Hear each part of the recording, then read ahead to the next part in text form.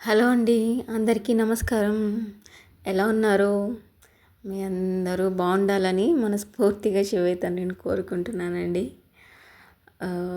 ఇదైతే వరలక్ష్మి వ్రతం కోసము ఇల్లంతా క్లీన్ చేసుకుంటున్నానని చెప్పాను కదా! సో, పార్ట్ 2 అండి. నా పని అయితే ఇలా కొనసాగుతుంది. ఇంకా మార్నింగే స్టార్ట్ చేస్తే ఇంకా ఆఫ్టర్నూన్ లంచ్ టైం దాకా అయ్యింది. మార్నింగే అన్నీ బెడ్షీట్స్ వేయటం కానీ, ఇల్లంతా దులపటము, క్లీన్ చేసుకోవటము, ఇంకా సోఫా మొత్తం క్లీన్ చేసి అవి ఇవి అన్నీ చేసి టిఫిన్ చేసి ఇంకా ఇలాగే అవుతా ఉంది పని. మీరు కూడా చూస్తున్నారు కదా, నా పని అయితే ఇలా అవుతుందండి. మీ అందరూ కూడా మీ ఇంట్లో అంతా క్లీన్ చేసుకున్నారా? ఏంటి విషయాలు?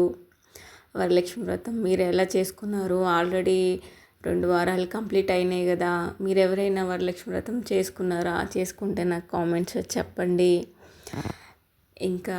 ఇంకేంటండి సంగతులు? నా పనులు అయితే ఇట్లా కంటిన్యూ అవుతానే ఉన్నాయి. ఏం పనులు అసలు స్టార్ట్ చేయనంతసేపు ఓకే, చేస్తే మాత్రం కంప్లీట్ అయిన దాకా ఇంకా ఆగేది ఉండదు. ఏదైనా అంతే, స్టార్ట్ చేసామా అంటే కంప్లీట్ అయిన దాకా ఇంక దాన్ని మధ్యలో విడిచిపెట్టొద్దు. ఏ పనైనా సరే అంతే. నేనైతే ఏ పని ఒకవేళ చేస్తే మాత్రం అది కంప్లీట్ అయిన దాకా ఇంక వదిలిపెట్టను. కంపల్సరీ కంప్లీట్ అవ్వాలి ఎంత టైం అయినా సరే. మొన్న పోస్ట్ చేసినటువంటి అదే లాస్ట్ 1 మంత్ బ్యాక్ నేను యూట్యూబ్ స్టార్ట్ చేసినప్పుడు పెట్టాను కదా, వంట రూమ్ క్లీన్ చేయటం అని చెప్పి, అంటే సర్దుకోవటం, అన్ని కొత్త వస్తువులు కొన్ని తెచ్చానని. ఆ రోజు కూడా అంతే, ఆఫ్టర్నూన్ స్టార్ట్ చేస్తే నైట్ దగ్గర 12 అయింది పడుకునేసరికి. అంతేనండి, ఏ పని చేసినా కానీ ఆ పని కంప్లీట్ అవ్వాలి. ఇంకా దాన్ని పెండింగ్లో పెట్టి ఇవాళ కాదు నెక్స్ట్ డే చూసుకుందాము అనేలాగా అయితే అస్సలు ఉండను. ఎందుకంటే అవి అంతే ఉండిపోతాయి ఇంకా పెండింగ్లో పనులన్నీ. అందుకని చెప్పి కంపల్సరీ మార్నింగే స్టార్ట్ చేశాను. ఇదైతే ఇంకా ఇది కూడా కంప్లీట్ అయ్యేసరికి ఈవినింగ్ అయిపోయింది. మధ్యలో కొంచెం టైము రెస్ట్ కూడా తీసుకోవటం జరుగుతుంది. కంటిన్యూస్గా అంటే చేయలేం కదా. సో కొంచెం గ్యాప్ తీసుకుంటూ ఇంకా ఆఫ్టర్నూన్ లంచ్ తర్వాత కొంచెం సేపు జస్ట్ అట్లా రెస్ట్ తీసుకున్నా అంతే. పనులు మాత్రం అంటే ఇవి మనం రెగ్యులర్గా అయితే ఇన్ని పనులు చేయం కదా. సో అందుకని ఓపిక తెచ్చుకొని అయినా సరే కంపల్సరీ చేసుకోవాలి. రోజు అయితే చేయం కదా, అందుకని 3 మంత్స్కి ఒకసారి అయినా సరే ఇవన్నీ చేసుకోవాలి కదా. లేదంటే మనం శుభ్రంగా ఉండి, మనం నీట్గా ఉండి, ఇల్లు నీట్గా పెట్టుకుంటేనే కదండి లక్ష్మీదేవి అయినా సరే వచ్చేది. ఎలా పడితే అలా ఉంటే దానికి తగ్గట్టు మన ఆలోచనలు కూడా అలాగే ఉంటాయి. అంటారు కదా, సామెత ఉంది, ఇల్లుని చూసి ఇల్లాలని చూడాలని. ఊరికనే సామెత అనలేదు కదండి. ఇల్లు ఎక్కడిదక్కడ పెట్టుకొని మనం ఇలా అంటున్నానని ఏమనుకోవద్దు. టింగురంగా అని మంచిగా రెడీ అయ్యి కూర్చుంటే ఏమొస్తుంది చెప్పండి? ఇంట్లోకి ఎవరైనా వస్తే ఏమంటారు? మన మొహం మీద అనకపోయినా పక్కకి వెళ్ళి అంటారు, ఇల్లు చూస్తేనేమో అట్లా ఉంది, ఏమో మాత్రం రెడీ అయిపోయిందని చెప్పి. అది ఎవరో అనుకుంటారని కూడా కాదు, బట్ మనకంటూ మన సెల్ఫ్ సాటిస్ఫాక్షన్, మన మనసాక్షికైనా సరే, మనం చెప్పుకోవటానికైనా మనం ఇల్లు నీట్గా పెట్టుకోవాలి కదా ఎప్పుడైనా సరే. ఎప్పటి నుంచైనా మన పెద్దవాళ్ళు కూడా అదే కదా. ఎంత చిన్న ఇల్లు, మనకి ఇల్లు నీట్గా ఉండాలంటే పెద్ద ఇల్లు ఉండి నాకు అన్నీ ఉంటేనే నేను నీట్గా ఉంటాను, అలా మనస్తత్వం అట్లా ఉండకూడదు. ఎంత చిన్న ఇల్లు అయినా, కొంతమంది అయితే చిన్న గుడిసే ఉండి చిన్న ఒక్క రూమ్ ఉన్నా కానీ ఎంత నీట్గా సర్దుకుంటారో అండి, అసలు ముచ్చటేస్తే చూస్తే మాత్రం. కానీ పెద్ద పెద్ద ఇల్లులు ఉండి ఎక్కడక్కడ పెట్టి అలా ఉంటారు కొంతమంది. మరి ఎందుకో నాకైతే అర్థం కాదు. వాళ్ళు బద్ధకమా తెలియదు, మరి ఏంటో మరి మనకైతే తెలియదు. కొంతమంది అయితే అలాగే ఉంటారు. దానివల్ల ఎవరికి నష్టం? వాళ్ళకే నష్టం కదా, అది తెలుసుకోరు. అంటే నేను ఎందుకు అంటున్నానంటే, ఇప్పుడు ఇలా చూస్తున్నారు కదా! ఎక్కడో అక్కడ ఉంటే చూడటానికి బాగోదు. అవి చూసినప్పుడు మన మైండ్ సెట్ కూడా ఎలా ఉంటదంటే, ఒక అంటే ఏదైనా మనకి ఒక గ్రీనరీ చూసినప్పుడు గానీ, కొన్ని ప్లేసెస్ చూసినప్పుడు జస్ట్ ఒక చెట్టుని చూసినా గానీ మనకి ఎంతో హాయిగా అనిపిస్తది గదా మనసుకి. అట్లానే అండి మనం ఉండే ప్లేస్ కూడా ఎంత నీట్‌గా సర్దుకొని మనం ఎంత ప్లెజెంట్‌గా ఉంటామో, మన మైండ్ సెట్ కూడా అంతే ప్లెజెంట్‌గా ఉంటది. మంచి ఆలోచనలు రావటానికి కూడా అంటే మనం మంచిగా ఆలోచించటానికి గూడా ఇది ఉపయోగపడుతుంది. ఎక్కడో అక్కడ పెట్టుకొని చిందరవందరగా పెట్టుకుంటే దానివల్ల మనకి చిరాకుగా ఉంటది. ఏంటి ఇట్లా ఉందని. అయినా సరే మనం అలాగే ఉంటే ఇంకా ఎవరు ఏం చేయలేరు. మనకి లక్ష్మీదేవి రావాలి, మన ఇంట్లో డబ్బులు నిలవట్లేదు, వచ్చినట్లే ఖర్చయిపోతున్నాయి అంటే ఒకటి ఒకటి మనం చేసే పనుల వల్ల ఉంటుంది. ఒకటి మన అలవాట్ల వల్ల కూడా ఉంటుంది. ఎందుకంటే ఈ ఇప్పుడు ఒకటి సోషల్ మీడియా ఎక్కువ అవటం వల్ల జనాలు ఎలా ఉన్నారంటే, అంటే ఏ పండగైనా అంటే ఏది ఎలా చేసుకోవాలి కొంతమందికి తెలియకపోయినా కూడా తెలుసుకోవచ్చు. అంటే ఎలా చేయాలి కొంతమందికి అన్నీ తెలియదు కదా! అలాంటివి కొన్ని అంటే కొన్ని ప్లస్ ఉన్నాయి, కొన్ని మైనస్లు కూడా ఉన్నాయి. అంటే మనం ఏదైనా సరే మనం వాడే దాన్ని బట్టే ఉంటుంది. మనం ఎలా వాడుకుంటున్నాం దాన్ని అని. ఈ సోషల్ మీడియా పుణ్యమా అని నార్మల్గా అయితే అసలు వరలక్ష్మి వ్రతం అంటే కొత్త బట్టలే కట్టుకొని చేయాలి అనే రూల్ ఏం లేదండి.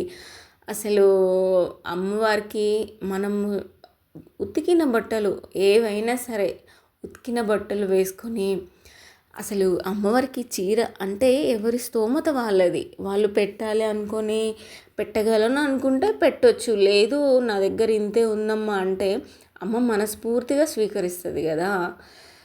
అలా అని చెప్పి అంటే లోకం పోకడ ఎలా ఉందంటే ఇప్పుడు వరలక్ష్మి వ్రతం అంటే ఒక పెద్ద హంగామా అసలు యూట్యూబ్లో చూస్తున్నారు కదా!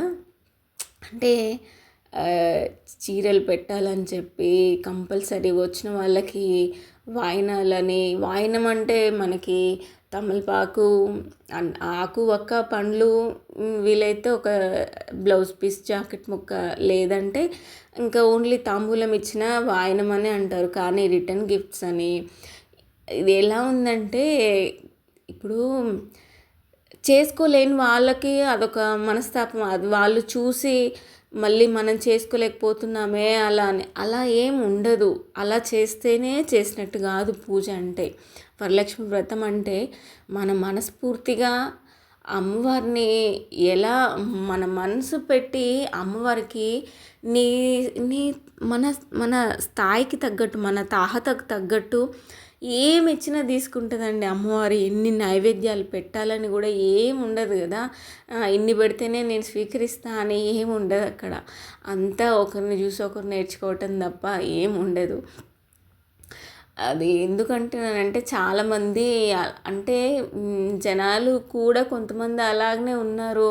అంటే ఎవరైనా వాయినానికి పిలిస్తే కూడా కొంచెం ఎట్లా ఉన్నారంటే కొంతమంది పిలిస్తే వెళ్ళకుండా ఉండేవాళ్ళు కూడా చాలామంది ఉన్నారు. అంటే కొంచెం తక్కువ స్టేజ్లో ఉన్న వాళ్ళు పిలిస్తే వెళ్ళకుండా ఉండటం, ఏముందిలే వాళ్ళ ఇంటికి వెళ్ళటం అన్నట్లు. వాయినం అనేది పసుపు కుంకుమ అనేది అమ్మవారి మనము ఇస్తున్నాము అంటే వద్దు అని ఎవ్వరు అనకూడదు.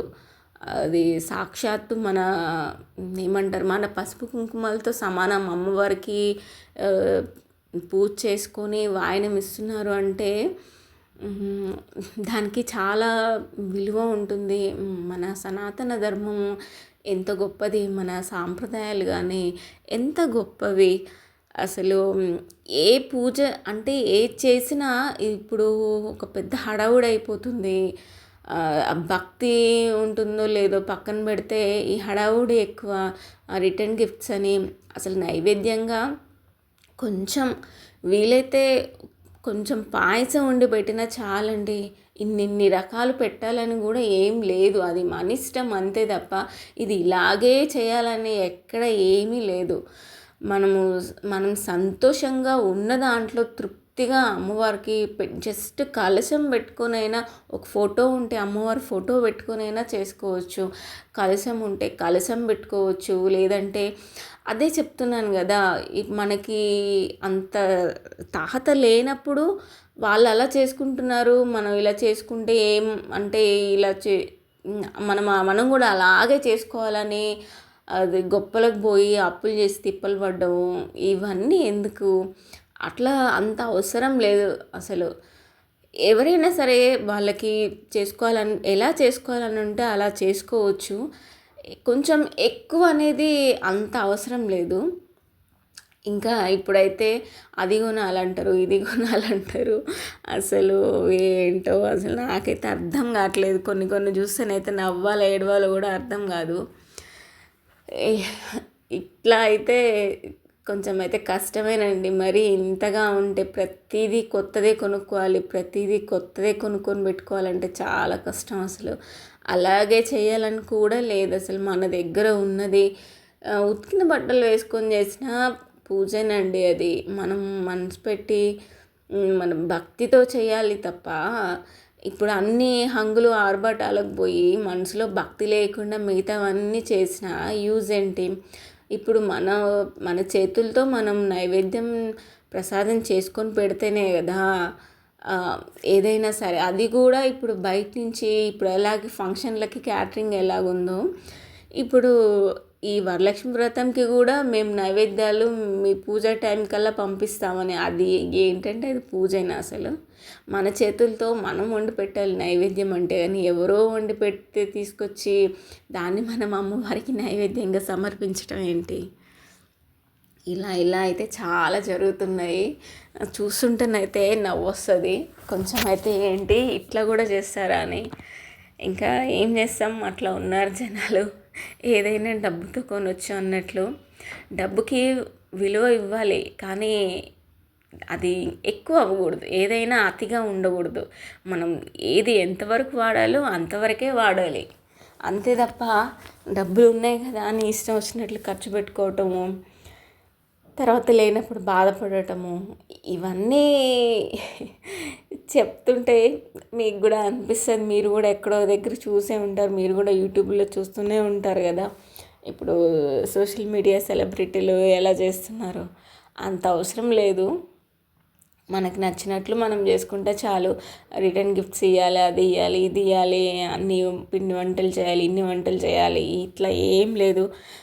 మనము ఇల్లు శుభ్రంగా పెట్టుకొని నీట్గా పెట్టుకొని, పండుగలు కాబట్టి కంపల్సరీ ఇల్లంతా క్లీన్ చేసుకోవాలి. ఎప్పుడు చేసుకున్నా చేసుకోకపోయినా ఇట్లా క్లీన్గా. అమ్మవారు లక్ష్మీదేవి అమ్మవారు అంటే ఎక్కడ ఉంటుందండి? ఎక్కడో అంటే మనం ఎక్కడైతే నీట్గా ఉంటామో, మన ఆలోచనలు ఎక్కడ ఉంటాయో మన ఆలోచనలను బట్టే అండి. మనం ఎంత దుర్మార్గంగా ఆలోచించి ఏది లేకుండా ఉన్న అమ్మవారు లక్ష్మి అనేది నిలవదు. మన ఆలోచనలు బట్టే ఉంటుంది మన జీవితం కూడా. అందుకని చెప్పి మంచిగా ఉండండి, పాజిటివ్గా ఉండండి. మీకు నేనేమన్నా ఎక్కువ చెప్తున్నాను అనిపిస్తే మాత్రం ప్లీజ్ నన్ను క్షమించండి. బట్ నాకు ఏదైతే చెప్పాలనిపిస్తుందో నేను అదే చెప్తాను. నేను చేసుకునే వరలక్ష్మి వ్రతం కోసం అయితే నా పనులు అయితే ఇట్లా అవుతూ ఉన్నాయి. సో నేను ఎక్కువ టైం వీడియో పెట్టినా కానీ చూడటానికి ఎవరు అంత ఇంట్రెస్టింగ్గా చూడరు కదా. ఇప్పుడు ఇది కూడా ఎంతమంది ఫుల్గా చూస్తారనేది నాకు తెలియదు. అయినా సరే నేను ఇది ఫాస్ట్గానే పెట్టాను. అందుకని చెప్పి నేనైతే కొంచెం టైమే పెట్టి అప్లోడ్ చేస్తున్నాను. బట్ ఏదైనా నన్ను సబ్స్క్రైబ్ చేసుకొని వీడియోస్ చూస్తూ నన్ను ఎంకరేజ్ చేస్తున్న మీ అందరికీ చాలా అంటే చాలా ధన్యవాదాలు. ప్రతి వీడియోలో మెన్షన్ చేస్తాను. మీరు లేకపోతే నేను లేనండి. అసలు నేను ఎవరో తెలియదు. అయినా సరే జస్ట్ నన్ను సబ్స్క్రైబ్ చేసుకొని నా వీడియోస్ అన్నీ చూస్తున్నారు. మీకు ఇంతకంటే నేను ఎలా కృతజ్ఞత చెప్పుకోగలను చెప్పండి, ఆ మాటల ద్వారా కాకుండా. అందుకని చెప్పి సబ్స్క్రైబ్ చేసుకోకుండా చూసే వాళ్ళందరికీ కూడా చాలా ధన్యవాదాలండి. ఎప్పటికీ మీ పట్ల కృతజ్ఞతతో ఉంటాను. ఇంకా ఈ వీడియో అయితే ఇంతే. సో నెక్స్ట్ వీడియోలో మళ్ళీ మేము ముందుకు వస్తాను. అంతవరకు వీడియోస్ చూడండి. ఏదైనా కామెంట్ చేయాలనిపిస్తే చేయండి. సరే అండి, ఉంటాను. ఇంకో వీడియోలో మళ్ళీ మీ ముందుకు వస్తాను.